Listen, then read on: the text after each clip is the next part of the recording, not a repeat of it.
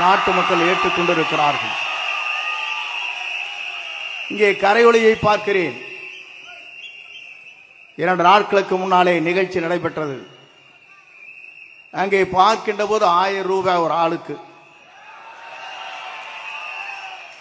தொலைதூரத்திலே வந்த தாய்மார்கள் தூங்கிக் கொண்டிருந்தார்கள். இவர்கள் விவரமாக பேசினார்கள்.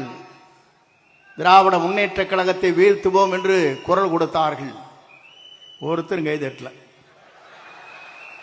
ஆனால் திராவிட முன்னேற்ற கழகத்தை வீழ்த்தக்கூடிய ஒரே தளபதி நம்முடைய தளபதி தான்.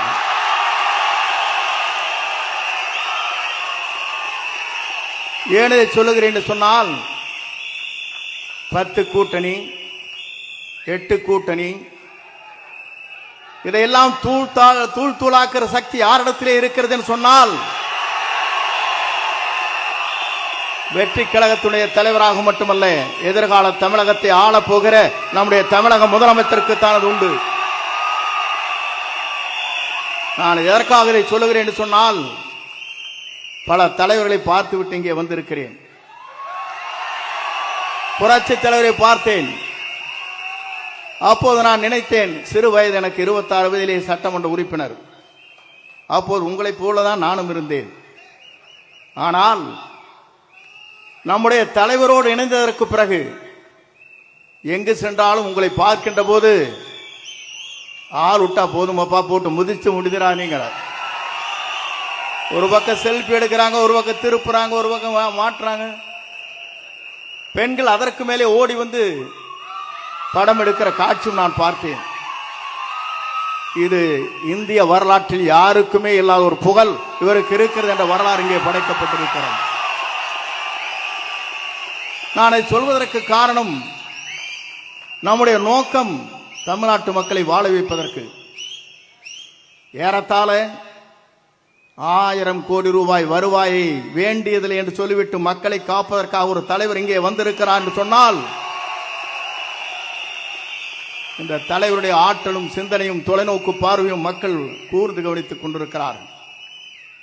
நான் அதை சொல்வதற்கு காரணம், பல இடங்களுக்கு செல்வேன். செல்லுகிற போது சொல்வார்கள்,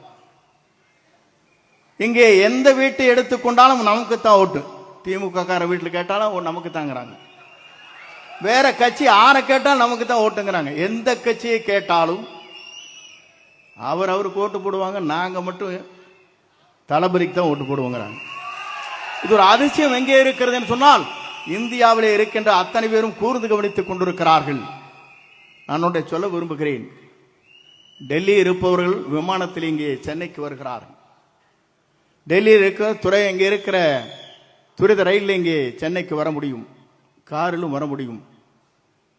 ஆனால் செல்லுகின்ற பாதை எதுவாக இருந்தாலும் சென்னை என்ற இடத்தை நோக்கி மக்கள் வருகிற வரலாறு தமிழ்நாட்டிலே படைக்கப்படுகிற ஒரே தலைவர் நம்முடைய தளபதி என்பதை நான் இந்த நேரத்தை கோடிட்டு காட்ட விரும்புகிறேன். எல்லோரும் சொன்னார்கள், இஸ்லாமிய பெருமக்கள் சொல்வார்கள், இறைவனிடம் கையேந்துங்கள், அவனை இல்லை என்று சொல்வதாக. இந்து மதம் சொல்லும், கேட்பதை கொடுப்பவனை கிஸ்ஸா கிஸ்ஸா என்று சொல்லும். அதே போல கிறிஸ்தவ மதத்தை சார்ந்தவர்கள் சொல்வார்கள், தட்டுங்கள் திறக்கப்படும், கேளுங்கள் கொடுக்கப்படும் என்று சொல்வார்கள். ஆனால் கேட்காமலே கொடுக்கக்கூடிய ஒரு தலைவர் தமிழ்நாட்டில் இனி தோன்ற போகிறார். அவர்தான் தமிழ் மண்ணிலே முதலமைச்சராக வரப்போகிறார். அந்த வரலாறு படைக்கிற காலம்தான். எல்லோரும் நினைத்தார்கள் 10 கட்சியின் கூட்டணி அசைத்து விட முடியுமா நினைக்கிறார்கள். எல்லோரும் ஆடி போய் நிற்கிறார்கள். ஏன் என்று சொன்னால், ஒருவர் புதிதாக தோன்றி இருக்கிறார். அந்த இரு கட்சியிலும் இருக்கின்ற தலைவர்களே அல்ல. ஏன்னு சொன்னால், தலைமை என்பது வேறு.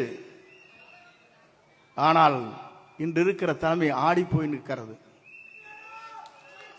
எப்போது இவர் வெளிவந்தாலும் சரி, இவரை தமிழ்நாட்டு மக்கள் முதலமைச்சர் ஆக்கியே தீர்வோம் என்ற சூழலை ஏற்று பணியாற்றி கொண்டிருக்கிறார்கள். இங்கே வந்திருக்கிற செயல் வீரர்களுக்கு தெரியும், எல்லோருக்கும் தெரியும், நாட்டு மக்களுக்கு தெரியும்.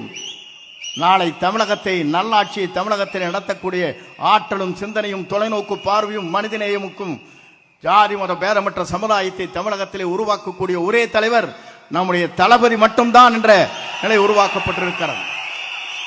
ஆகவே நீங்கள் கவலைப்பட தேவையில்லை. எந்த சக்தியாலும் தமிழ்நாட்டில் இனி நம்மை தடுத்து நிறுத்த முடியாது. அவர் வருவதை எந்த சக்தியாலும் தமிழ்நாட்டின் மண்ணிலே அவர் முதலமைச்சர் ஆவதை எந்த சக்தியாலும் தமிழ்நாட்டிலே நிறுத்தி விட முடியாது. அதைத்தான் இங்கே காணுகிறோம்.